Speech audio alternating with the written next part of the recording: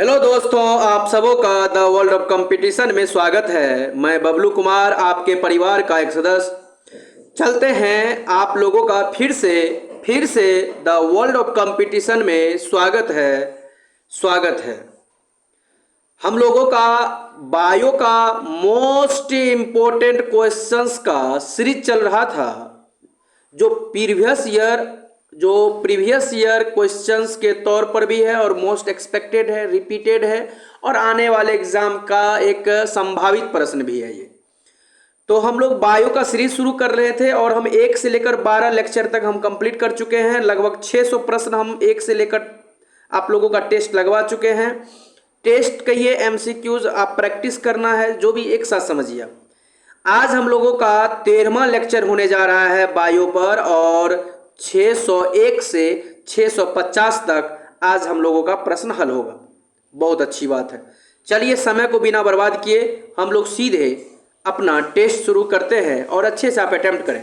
आज का प्रश्न थोड़ा सा स्टैंडर्ड होगा पिछले टेस्ट के तुलना, और हम उम्मीद करते हैं फिर भी आप 30 से 35 का स्कोरिंग जरूर देंगे। चलिए शुरू करते हैं।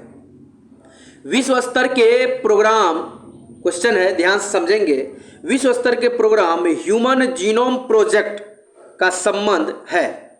विश्व स्तर के प्रोग्राम ह्यूमन जीनोम प्रोजेक्ट का संबंध है। किससे संबंध है? ऑप्शन आपके सामने है।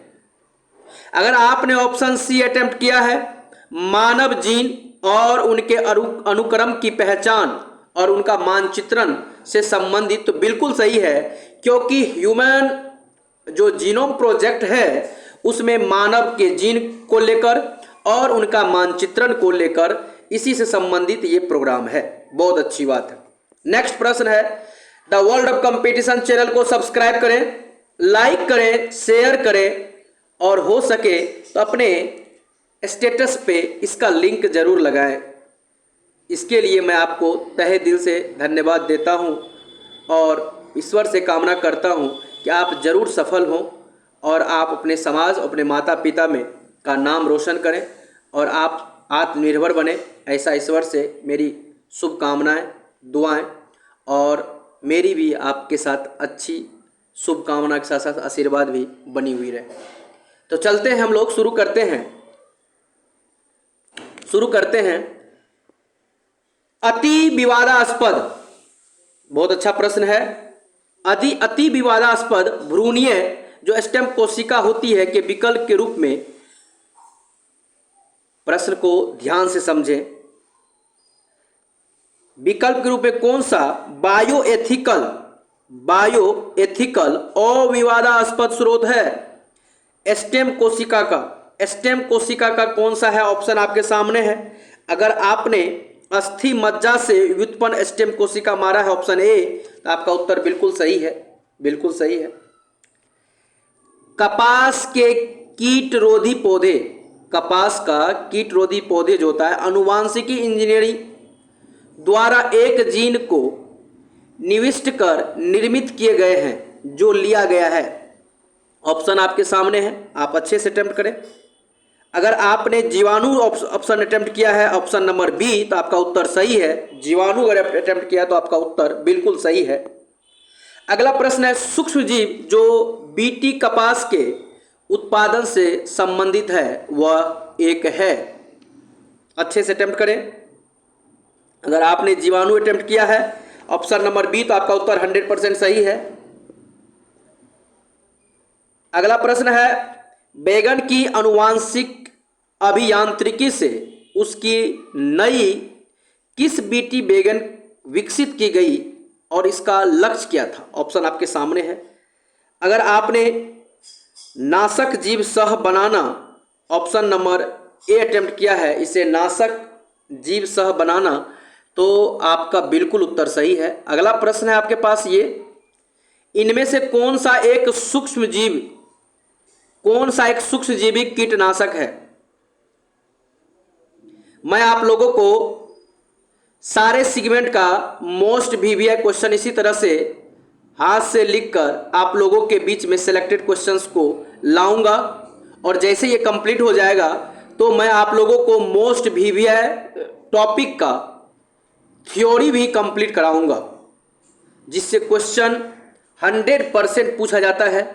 किसी न किसी एग्जाम में आप जिसमें बैठ जाओ, दरोगा में, बिहार के बीपीएससी के, पीसीएस की बात करें, बिहार सचिवालय की बात करें, या फिर हम अदर एग्जाम की बात करें, रेलवे की बात करें, तो जो इम्पोर्टेंट, जैसे मान लो कहते हैं हम लोग विटामिन हो गया, रोग उपचार हो गया, मानव शरीर क्रिया विज्ञान हो गया, ठीक ना, ये प्रमुख रासायनिक सूत्र हो गया, मिश्र धातु हो गया, रासायनिक भौतिक परिवर्तन हो गया, एसआई मात्रक हो गया, उपकरण हो गया, ध्वनि हो गया, उष्मा हो गया, ये सब इंपॉर्टेंट टॉपिक्स में आ जाता है, ठीक ना। तो ये सब क्वेश्चंस बार बार पूछा जाता है। कुछ आविष्कारक हो गए, ठीक ना, उसी तरह से गांधी हो गया, उसके तरह गवर्नर जनरल वायसराय हो गया, 1857 की क्रांति हो गई, बुद्ध हो गया, जैन हो गया, तो महाजनपद हो गया। तो ऐसे टॉपिक्स एग्जाम में बार बार पूछा जाता है, ऐसे टॉपिक को बहुत ज़्यादा टारगेट किया जाता है।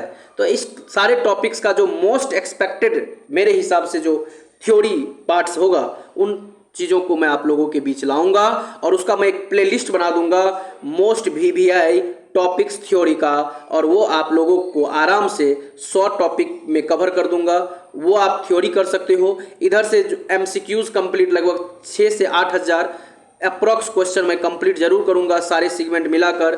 और इतना अगर आप कर लेते हैं तो किसी भी एग्जाम में आप 60 से 70% इतना कम मेहनत में आप कंप्लीट कर सकते हैं। तो आप इसे जरूर सब्सक्राइब कर ले और कंटिन्यूसली बने रहें। मैं इतना आप लोगों को बहुत जल्द कोशिश करूंगा पूरा कर देने का।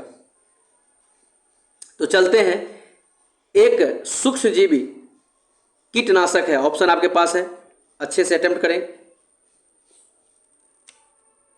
अगर आपने बेसिलस यूथीजिएंसिस,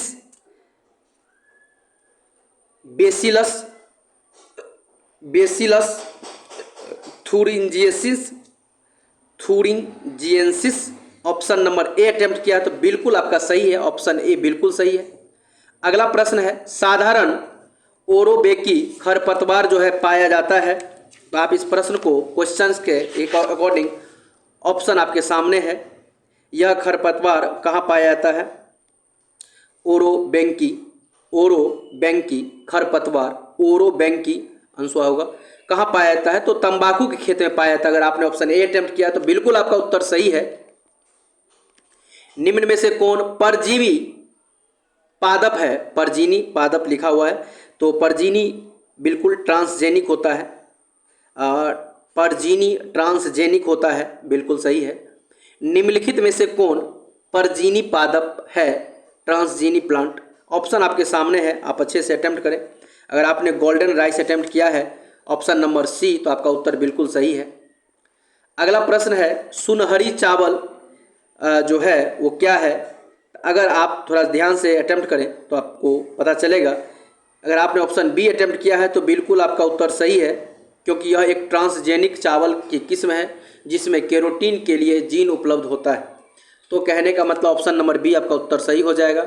सुनहरा धान में प्रचुरता है, सुनहरा धान में प्रचुरता है। तो अगर आपने विटामिन ए अटेम्प्ट किया है, विटामिन ए, तो बिल्कुल आपका सही है, बिल्कुल सही है, विटामिन ए बिल्कुल सही है। अगला,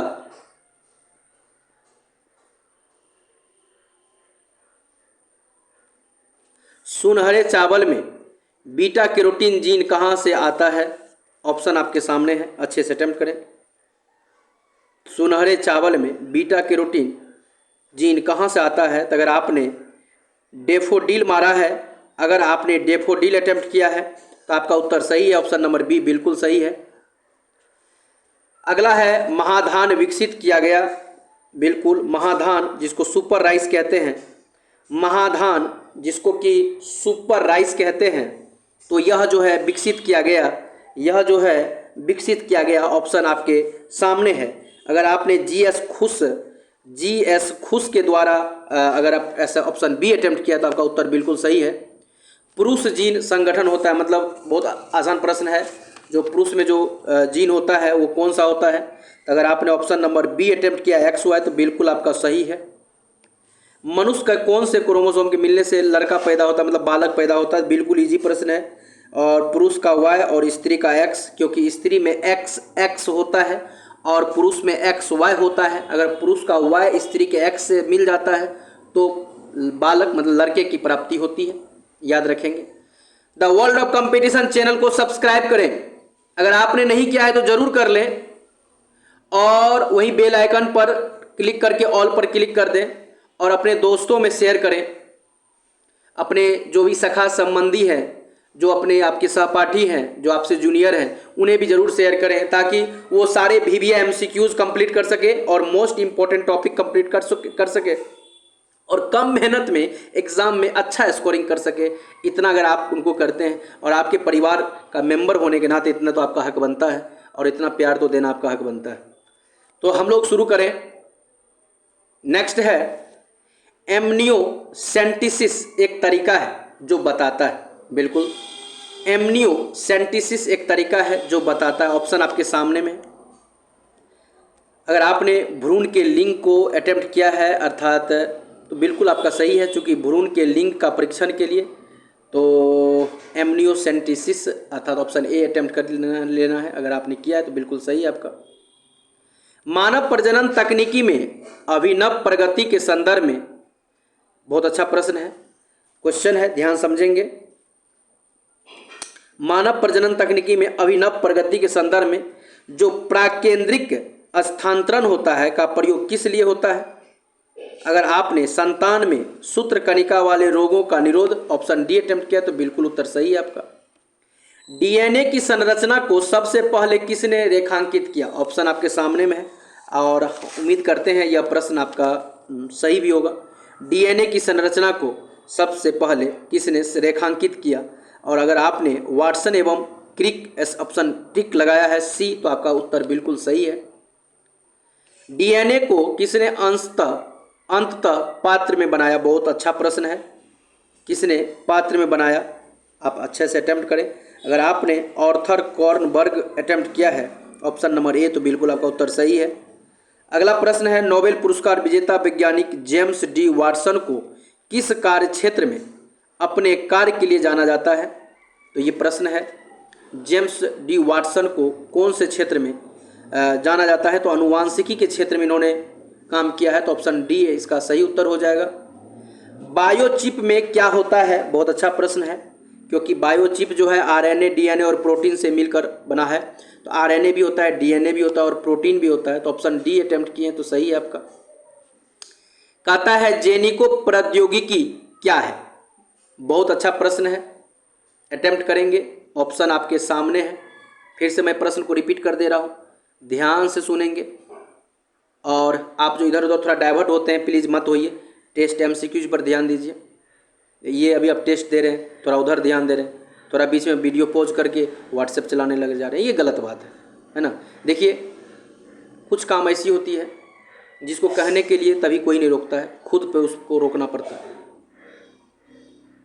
समझ रहे मेरे बातों को? बहुत अच्छी बात। तो कुछ काम ऐसी है जो जिस पर कि खुद कंट्रोल करना होगा। अगर आप पढ़ रहे हैं तो हम जानते हैं ये पढ़ना बड़ा हार्ड काम है, लेकिन क्या है ना कि जीवन भी तो यही बनाने वाला है, इसीलिए इस पर थोड़ा सा जो रास्ता कठिन होता है वो आगे सुखदायक होता है, और जो रास्ता आसान होता है वो आगे कष्टदायक होता है। तो जिससे आप जिस काम में फ़िलहाल मज़ा बहुत आ रहा है वो कुछ पल के बाद थोड़ा सा सज़ा देने वाला है। तो इसीलिए थोड़ा इस बात को ध्यान रखें। और चूँकि आप हमारे परिवार का एक सदस्य हैं और मैं भी आपके फैमिली का एक मेंबर हूँ, तो इसीलिए मेरा ये कर्तव्य बनता है कि आपके लिए अच्छी दुआएं करना, ईश्वर से अच्छा कामना करना, आपके लिए आशीर्वाद जो दिल में अच्छी चीज़ें हैं देना। तो मैं चाहता हूँ, क्योंकि मेरे दिमाग में कुछ कॉन्सेप्ट से मैं चाहता हूँ कि टेस्ट के माध्यम बीच में ही मैं 2 लाइन बताना चाहता हूँ। मेरा एक सिंपल फिलॉसफी है, इंसान का उम्र जो है औसत आयु घटते चला गया। 70 के अप्रॉक्स कोई इंसान मैक्सिमम जी पा रहा है अभी के समय में। न्यू खान पान, अच्छी वातावरण नहीं मिल पाना, शुद्ध वायु नहीं मिल पाना, शुद्ध पानी नहीं मिल पाना, और बहुत ज़्यादा डिप्रेस होना, रोज़गार का टेंशन किसी बहुत सारे व्यक्ति को होना, फिर रोज़गार से निकल के आना तो फैमिलियर रिलेशन का टेंशन होना, शादी विवाह, फैमिलियर हस्बैंड वाइफ, ये तमाम तरह की उलझने, पारिवारिक सामाजिक कई तरह दबाव, फिर बिजनेस का दबाव, तो ये सारा लायबिलिटीज़, तो आपको बहुत ज़्यादा समस्या और अच्छी एनर्जेटिक चीज़ लोग खा नहीं पा रहा है, ठीक ना। ये घास फूस जो चीज़ से एनर्जी मिल रहा था वो छोड़ के लोग आज जो है वेस्टर्न कल्चर सिस्टम को जो हम लोग फॉलो करते जा रहे हैं, तो इससे हमारा खान पान मसालेदार चीज़, तेल वाला चीज़ हमारे बॉडी को नुकसान करते जा रहा है। तो आयु औसत घट चुका है। ज़रा सोचिए, हम लोग मात्र 65-60 उम्र जीने आए। सब लगभग जो भी अभी आप टेस्ट लगा रहे होंगे, मोटा मोटी सबका 18-20 से ऊपर ही उम्र होगा, किसी का 25 भी होगा, किसी का 30 भी होगा, किसी का क्योंकि हो सकता है कोई 28-29 का भी इसमें होगा, कोई 32 का भी होगा। तो मोटा मोटी आप अपनी उम्र का तकाजा करें तो अब कितना दिन और आप 30 साल, 35 साल, 40 साल, 45 साल, इससे ज़्यादा तो नहीं। कितना दिन हम 25, 30, 35, इससे ज़्यादा तो नहीं।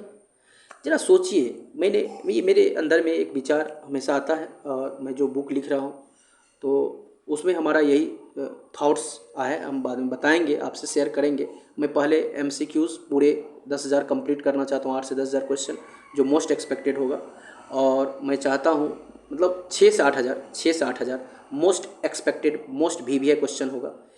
100 टॉपिक्स मैं कंप्लीट कर देना चाहता हूँ। मैं बीच में आपसे शेयर करूँगा, मैं बातें करूँगा, मैं वो बात बताऊँगा जो आपके जीवन का परिवर्तन का कारण बन सकता है। जिंदगी जब इतना कम है तो किस बात का अकर, किस बात का गुमान, किस बात का अंदर में जो हम लोग कई तरह चीज़ों कैसे कैसे हम लोग किसी के साथ विरक्ति रखते हैं, बैर करते हैं, क्यों? आखिर कितना दिन कोई जीने आया है? ऐसा तो नहीं है कि मैं बबलू कुमार अमर होके आया हूँ इस धरती पर जो है पूरे 1000 वर्ष जीने वाला हूँ। तो जब मैं जानता हूँ कि मैं भाई 30 से 35 साल और रह सकता हूँ इस धरती पे, तो मैं आखिर क्यों, या आप भी जानते हो, ये आपको पता है कि अगर हम लोगों का जन्म हुआ है तो मरना तय है। तो क्यों किसी के से जात पात पे लड़ना, क्यों किसी से ऊंच नीच पे लड़ना, क्यों किसी का बुरा चाहना, क्यों किसी को अहित करना, क्यों किसी पर गाली कमेंट्स भद्दे भद्दे तरह की उन पे विचारें रखना? ऐसी क्या ज़रूरत है? अगर हम किसी का अच्छा नहीं कर सकते हैं तो कम से कम हम उनका बुरा नहीं करेंगे। हमारा ये जो मानव रूपी जन्म हुआ है, अगर हम इससे कुछ अच्छे नहीं समाज को फ़ायदा पहुंचा सकते हैं, लोगों का हित नहीं कर सकते हैं, लोगों के लिए अच्छा संदेश नहीं बन सकते हैं, लोगों के कल्याण नहीं देख सकते हैं, तो उनका बुरा भी देखने का हमें हक नहीं। तो आप ये सोचिए कि जीवन में 2 चीज़ हमारे पास है, किसी का अच्छा करना और बुरा करना। किसी को अच्छी बात बोलना, किसी को बुरी बात बोलना, किसी को मीठा बात बोलना, किसी को गाली देना, ये हमारे हाथ में। आप सोचो, गाली दोगे तो वो भी आपको वापसी में गाली देगा। ज़रा सोचो, आप उसे गाली दोगे तो वो भी आपको गाली देगा। इससे समाज को क्या संदेश जाएगा, इससे लोगों के अंदर में क्या विचार जाएगा? इसको ध्यान से सुनिए, प्लीज़ स्किप मत करिए, प्लीज़ स्किप मत करिए। आप मेरे बड़े भाई के नाते मुझे सुनो, एक बार इस बात को सुनो ध्यान से, प्लीज़ एक बार सुनो, मत स्किप करना। तो आखिर जब जानते हैं हम लोग कि जब हम लोग किसी का अच्छा नहीं कर सकते तो बुरा नहीं करना चाहिए हम लोगों को। जब हम किसी को गाली देंगे तो क्या उसके एवज में हमें वो फूल देगा? नहीं देगा, वो भी हमें गाली ही देगा। क्या हम किसी को मारेंगे तो क्या उसके बदले में वो हमें फूल का माला पहनाने के लिए बैठा हो रहेगा? नहीं, वो भी हमारे लिए षड्यंत्र कर रहा होगा। जब हम ये बात जानते हैं कि भाई किसी का नुकसान हम करेंगे तो वो ऑलरेडी आपका भी नुकसान करने के लिए रेडी है, कम या ज़्यादा लेकिन करेगा। तो इससे अच्छा है ना कि देखो, इससे तो कुछ मिला नहीं, उस मानव का भी अहित हुआ, आपका भी अहित हुआ, वो भी अशांत, आप भी अशांत। इससे देश को क्या फायदा मिला? लेकिन वही आप अगर एक अच्छा संदेश देते हैं, एक अच्छी विचारधारा देते हैं, लोगों का, आप जहाँ नुकसान की बात होती है वो उसको इग्नोर करते हैं, जहाँ क्या लोगे, क्या जात, क्या पात, क्या सिस्टम, क्या ये जो चीज़ हम लेके आए हैं, क्या हम इसको साथ में अमर लेके जाएंगे? नहीं जाएंगे। ये सब हम लोगों ने बनाया है लोगों को पे शोषण करने के लिए, लेकिन आज सभी जागरूक हो रहे हैं, तो समाज कम से कम जागरूक हो रहा है, तो आप उनके साथ ढलिए, उनके साथ उतरिए। सही पढ़ा लिखा व्यक्ति वही होता है जो समाज की दिशा को समझता है और उसी दिशा को स्वीकार करने का कोशिश करता है। नदी के धारा के अकॉर्डिंग तैरना एक बुद्धिजीवी का काम होता है। विपरीत में तैरने वाले व्यक्ति अंत में थक के छोड़ देते हैं। 1% ही व्यक्ति धारा के अगेंस्ट तैर कर वो अपनी मंजिल तक पहुंच पाता है। ये बात आपको पता होगा। उसमें भी वो थोड़ा सा बेईमानी करता है, धारा के विपरीत ना जाके थोड़ा सा कट वट मारता है, तभी जाके पहुंचता है। तो मैं ये कहना चाहूँगा, मैं आपसे बहुत विनम्रता से मैं ये बात संदेश रख रहा हूँ, मैं फिर रखूँगा कि हमें किसी भी इंसान के साथ अहित नहीं करना है, किसी का बुरा नहीं चाहना है, किसी भी व्यक्ति को अभद्र शब्द नहीं करना। हम लोग सड़क चलते हुए किसी का कमेंट पास कर देते हैं, क्या मिलता है उसके बदले? कुछ मिलता तो नहीं है, लेकिन गाली जरूर मिलता है। हम सड़क पे जब हम कॉलेज जा रहे होते हैं पढ़ाने के लिए, जब हम क्लास लेने के लिए इंस्टीट्यूट पर जा रहे होते हैं, जब अपनी इंस्टीट्यूट पर क्लास लेने के लिए आते हैं, तो रास्ते में हम कभी कभी ये सब चीज़ का ऑब्जर्वेशन देखते हैं। लड़के कुछ 1-2% वो पूरे सिस्टम को गंदा कर दे, कोई कमेंट कर देता है। जरा सोचते हो, उससे वो लड़का सोचता है या कुछ बंदा सोचता है कि हमने बहुत अच्छा काम कर दिया, पता है उसके बदले में उसको क्या मिलता है? बहुत हाई क्वालिटी का, बहुत अच्छी क्वालिटी का गाली मिलता है। वो खुद भी सुनता है, अपने माँ को भी सुनाता, अपने बाप को भी सुनाता, अपनी बहन को भी सुनाता, एक छोटा सा मुंह से निकला हुआ अभद्र शब्द के कारण। सब में बदलाव करना है, ये सबको सोचो। और हम जानते हैं आप पढ़े लिखे हो, आप नहीं कर सकते, लेकिन आप ये संदेश फैलाओ कि कभी भी आप किसी का अच्छा नहीं कर सकते हो ना, तो बुरा मत करो किसी का। ये कोई हक नहीं है आपको किसी का बुरा करने का, और इससे आपको फायदा मिलेगा। एक दिन आपके साथ सभी लोग उतरेंगे, एक दिन सभी लोग आपकी इस विचारधारा के साथ उतरेंगे और साथ देंगे, ये मेरा वादा है। उस समय लोग, आज इंसान के बीच कितने सिस्टम के साथ ये हो रहा है, आपको अच्छा है इंटरटेन करने का, हम भी करते हैं, ऐसा बात नहीं है। देखिए हमारा एक चैनल भी है बबलू बिहारी इंडियन के नाम से, बबलू बिहारी इंडियन के नाम से चैनल है। उस पर हमारा एक छात्र है, वो क्या करता है, हमारे कुछ फोटो वगैरह को असेंबल कर देता है, चूँकि उसको किसी सॉन्ग के साथ कि अच्छा लगे, मतलब थोड़ा सा होना चाहिए। ये कोई बुरी बात नहीं है, लेकिन कोई गलत संदेश नहीं देना है किसी को, जिससे समाज में कुरीति फैले, जिससे समाज विखंडित हो, जिससे समाज में विविधता है, जिससे समाज में बंटवारा है, जिससे लोगों के बीच में मानव द्वेष उत्पन्न हो। ऐसा कोई संदेश नहीं देना। बाकी हंसी, बाकी इंटरटेन, ये जीवन का एक पार्ट है। कभी कभी इंसान मजबूरी में कुछ ऐसा कर जाता है, अच्छा सिद्धांतिक होने के बावजूद भी वो मजबूरी में करता है, उसकी मजबूरी होती है। हम लोग बस एक आपसे विनती करना चाहेंगे, रिक्वेस्ट है हमारा कि कुछ बातें आप समझो, विचारो और मन में सोचना कि यार सच बात है, हम किसी का अच्छा नहीं कर सकते तो बुरा नहीं करना। कभी भी किसी का आप बुरा नहीं चाहो, देखना एक दिन ईश्वर आपके साथ रहेगा और आपका अच्छा होगा, ठीक है। तो इसीलिए, क्योंकि मैं तो इसको महसूस कर रहा हूँ, मैं तो इसको लगातार आज 10-12 साल से मैं यूज़ कर रहा हूँ, तो मैं इसका बेनिफिट्स मुझे बहुत ज़्यादा, ठीक है। मैं ये सोशल मीडिया पे हाल में आ रहा हूँ, मैं मतलब मुझे पढ़ाने का काम, मैं लगभग 12 साल हो गया मैं टीचिंग लाइन से जुड़ा हूँ। लेकिन मेरा एक छात्र है, अब वो जॉब में है, सेलेक्ट हो गया है सेंट्रल गवर्नमेंट पे, लेकिन वो हमको बताया कि सर आप यूट्यूब चैनल पे थोड़ा सा वीडियो वगैरह सब डालें। तो हमें ये सब चीज़ आता नहीं था, जो बात है रियल बात है, हमको सोशल मीडिया वगैरह सब का कोई आइडिया था नहीं। और दूसरी बात इतना ये नहीं थे हम, दूसरी बात जो है कि फिर भी वही आराम से कुछ वीडियो अपने मोबाइल से शूट करके और डाल देता था। तो हमको बताया कि कुछ सर आपका संदेश सर हम बच्चों तक तो है, ये सर थोड़ा संदेश जाना चाहिए दूसरे तक। सोशल मीडिया अपनी विचार को रखने का एक माध्यम है। तो मैं चाहता हूँ, मैं अपनी विचार लेकर आऊँगा, और मैं विचार क्या, मैं चाहता हूँ कि इस भारत में जो यूथ है, जो सीनियर है, जूनियर, सभी में बदलाव मैं चाहता हूँ, और अपने विचारधारा को लेकर, क्योंकि मैं चाहता हूँ कि मरने से पहले लोगों के बीच जो निगेटिविटी का चीज़ है, क्या क्या जात का कुरीति फैला के क्या मिलेगा, क्या धार्मिक कुरीति फैला के मिलेगा, क्या धर्म के आधार पर कट्टर, क्या जात के आधार पर कट्टर, क्या हम क्षेत्र के आधार पर कट्टर, क्या रंग रूप के आधार पर कट्टर, क्या अमीरी गरीबी के आधार पर कट्टर, इसके आधार पर क्या ये मानव वही कर सकता है जो राक्षसी प्रवृत्ति का होगा, राक्षसी प्रवृत्ति का होगा। और वो सच्चा मानव होगा, उसमें नैतिकता थोड़ी भी होगी, तो वो बिल्कुल ऐसा नहीं कर सकता। तो दोस्तों, अगर मेरा बात अगर थोड़ा बुरा भी लग जाए तो प्लीज़ हमें अपना बड़ा भाई समझकर इग्नोर कर देना, लेकिन अच्छा लगे तो आप ज़रूर इसे शेयर करना और आप इसे उतारना।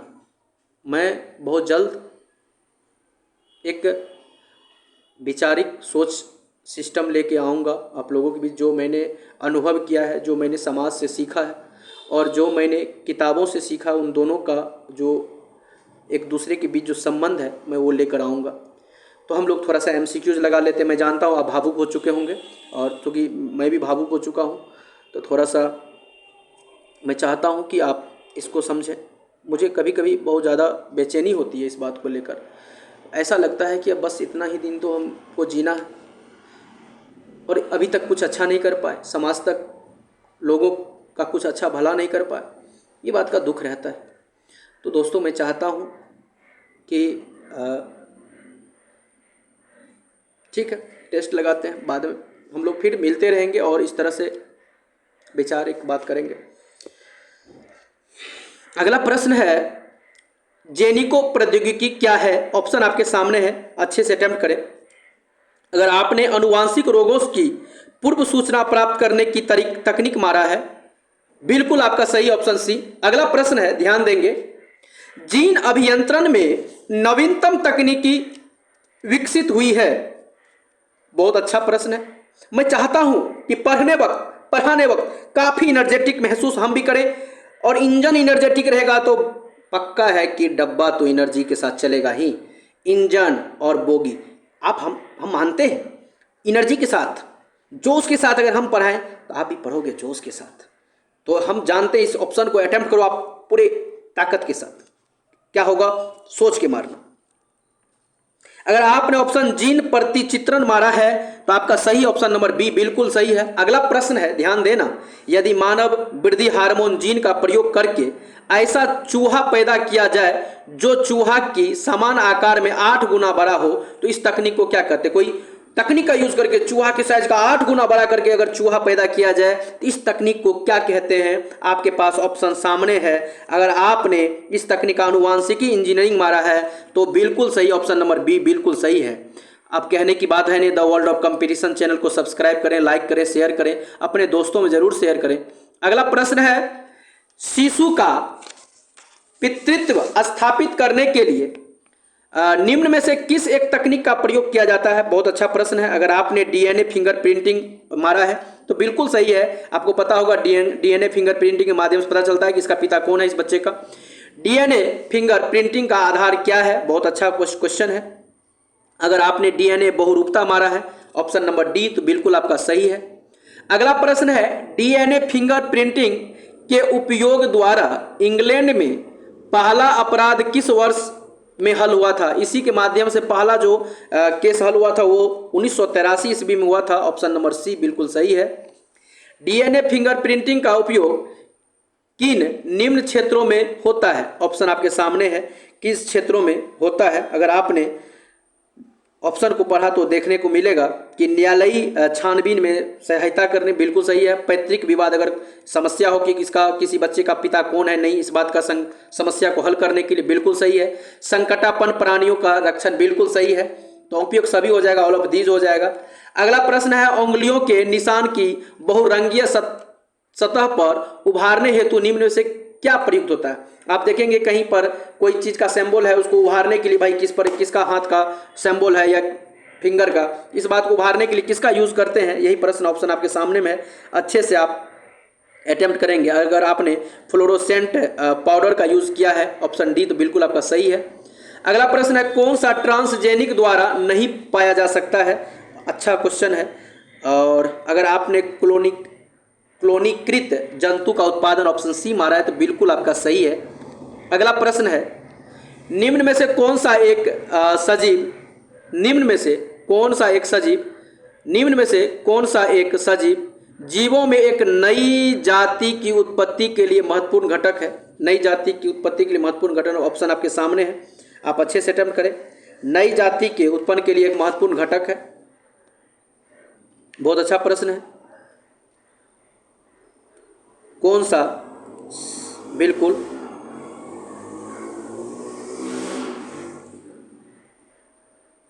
फिर से मैं पढ़ देता हूं प्रश्न। निम्न में से कौन सा एक सजीव जीवों में एक नई जाति की उत्पत्ति के लिए महत्वपूर्ण घटक है? एक नई जाति के उत्पत्ति के लिए महत्वपूर्ण घटक है। अगर आपने उत्परिवर्तन मारा है बिल्कुल आपका सही है, बी नंबर। अगला प्रश्न है, जीन के भीतर अनुक्रम आधार परिवर्तन कहलाता है? बिल्कुल इजी प्रश्न है। अगर आपने उत्परिवर्तन मारा है ऑप्शन सी तो बिल्कुल सही है। The world of competition channel को सब्सक्राइब करें, लाइक करें, शेयर करें। और अभी आप लोगों के साथ आपके परिवार का सदस्य बबलू कुमार जुड़ा हुआ है। I am not your teacher, I am your family member. जब एक जीन दो या दो से अधिक भिन्न भिन्न लक्षणों को एक साथ नियंत्रित करता है तो यह तथ्य क्या कहलाता है? बहुत अच्छा प्रश्न है। तो इसको कहते हैं बहुप्रभाविता। बहुप्रभाविता ऑप्शन नंबर बी आपका सही है। अगला प्रश्न है, मायोग्लोबिन में कौन सी धातु होती है? बहुत इजी प्रश्न है। मायोग्लोबिन में कौन सी धातु होती है? आप इसे अच्छे से अटेम्प्ट करें। मायोग्लोबिन में कौन सी धातु होती है? बिल्कुल इजी प्रश्न। अगर आपने लोहा मारा है तो बिल्कुल आपका सही ऑप्शन नंबर डी।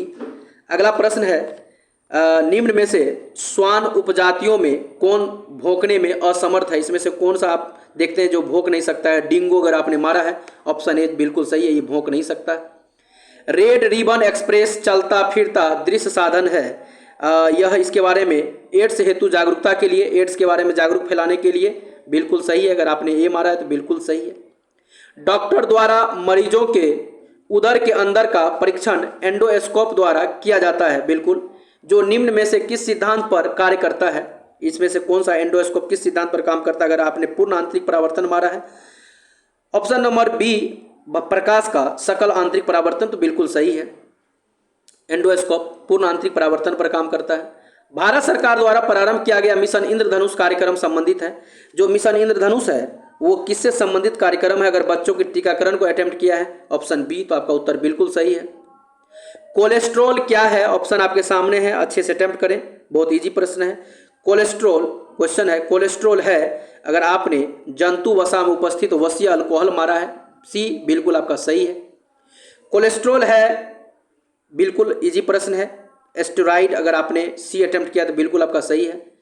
अगला प्रश्न है, चिकित्सक परामर्श देते हैं कि हमें अपना भोजन वनस्पति घी की अपेक्षा तेल में बनाना चाहिए, तो ऐसा क्यों कहते हैं? इसके पीछे का कारण बताइए। ऑप्शन आपके सामने में है।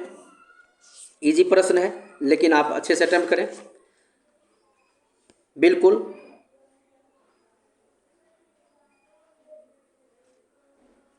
चिकित्सक परामर्श देते हैं कि अपना भोजन जो है घी के बजाय तेल में बनाना चाहिए, ऐसा क्यों कहते हैं? ये प्रश्न इजी है, आप इसे अटेम्प्ट करें। अगर आपने तेल में असंतृप्त वसाएं मारा है ऑप्शन नंबर ए तो आपका उत्तर बिल्कुल सही है।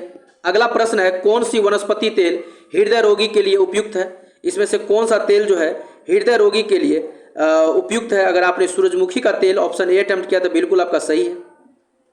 2004 में HIV एड्स पर विश्व का अब तक का सबसे बड़ा अधिवेशन कहाँ आयोजित हुआ था? ये चूंकि उस समय का करंट अफेयर्स था, हमारे टीम के द्वारा ये शामिल क्वेश्चन जो टिक दिया था तो ये भी एक्स्ट्रा शामिल हो गया, लेकिन आप इसे चाहें तो कर नहीं करेंगे, कोई दिक्कत नहीं है।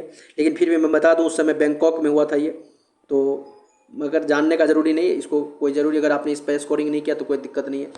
विश्व एड्स दिवस कब मनाया था? बिल्कुल इजी प्रश्न है, आपको सही से अटेम्प्ट करना है। 1 दिसंबर आपने मारा है ऑप्शन नंबर बी तो आपका उत्तर सही है। अगला प्रश्न है जो फेरोमोन्स पाए जाते हैं, बहुत अच्छा प्रश्न है, तो ये कीटों में पाए जाते हैं, बिल्कुल सही है।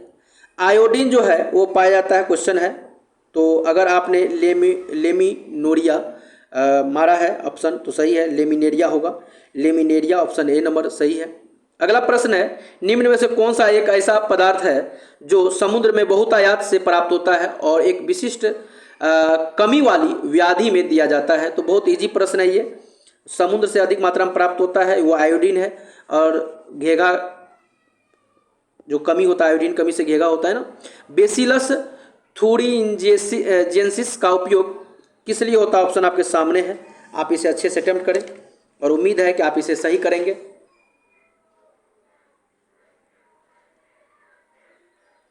बिल्कुल आपके पास, अगर आपने जैविक कीटनाशक मारा तो आपका उत्तर बिल्कुल सही है, बी नंबर सही है।